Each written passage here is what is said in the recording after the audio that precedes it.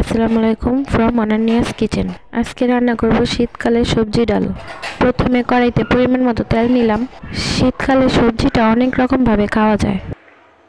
তেল গরম হলে দিয়ে দিব পেঁয়াজ কুচি। পেঁয়াজটা ভাজা হতে হতে ডালগুলা ধুয়ে নিই।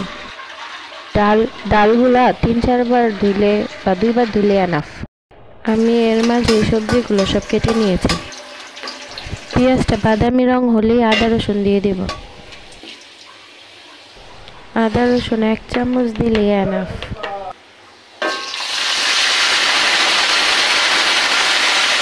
এরপর সামান্য একটু পানি দেব যাতে পেঁয়াজটা পুড়ে না যায়।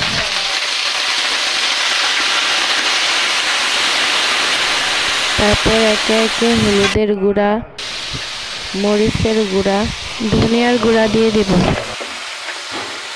হলুদের গুঁড়া আধা চামচ দিব।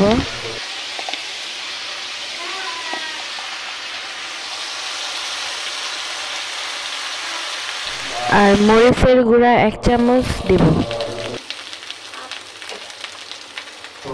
ধনিয়ার গুঁড়াও 1 চামচ দিব।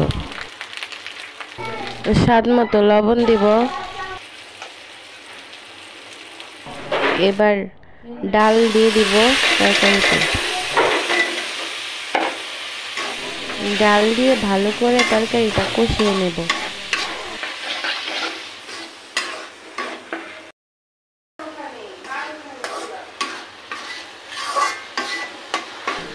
এবার কেটে রাখা আলুগুলো দিয়ে দিব।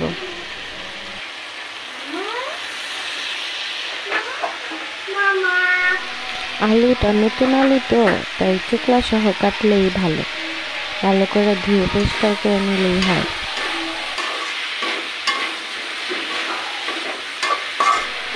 এরপর গাজরগুলা দিয়ে দিব।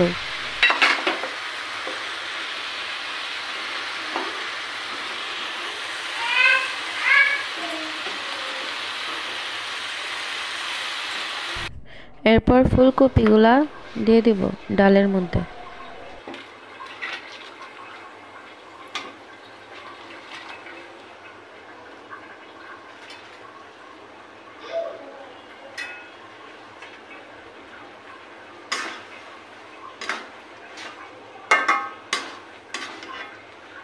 এরপর ঢাকনা দিয়ে ঢেকে দেব যাতে সবজিগুলো ভালো করে সিদ্ধ হয়। এবার তরকারিতে পানি দিয়ে দিব।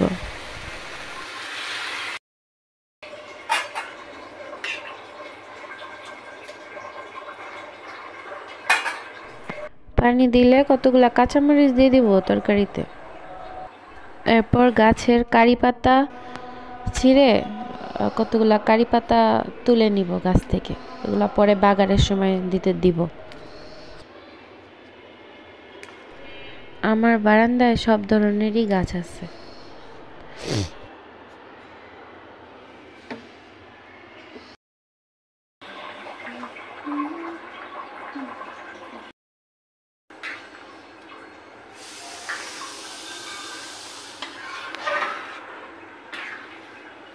ডালটা হয়ে গেছে মোটামুটি। এবার একটা প্যান বসাবো চুলায় বাগারের জন্য। প্রথমে তেল, তারপরে পেঁয়াজ কুচি দিয়ে দিব, সাথে রসুন কুচিও।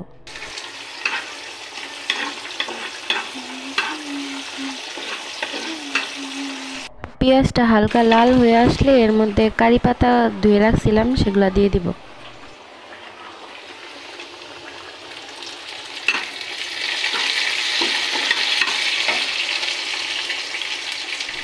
তারপর এর মধ্যে একটু শাহি জিরা দিব।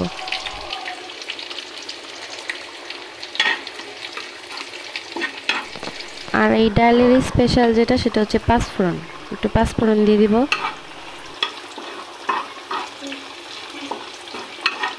আর কতগুলা শুকনা মরিচ ভেঙে এটার সাথে দিয়ে দিব। এটা হচ্ছে আমার ডালের স্পেশাল রেসিপি। এই বাগারটা দিয়েই মানে মোটামুটি ডালটা মজা করা যায়, সুন্দর করে বাগার দিলে।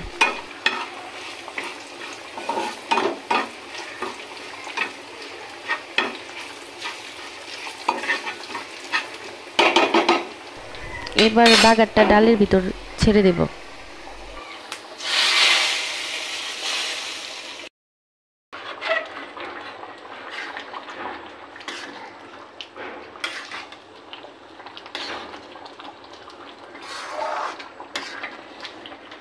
মোটামুটি কমপ্লিট, ডালও হয়ে গেছে। এখন ধনে পাতা দিয়ে দিব উপর দিয়ে।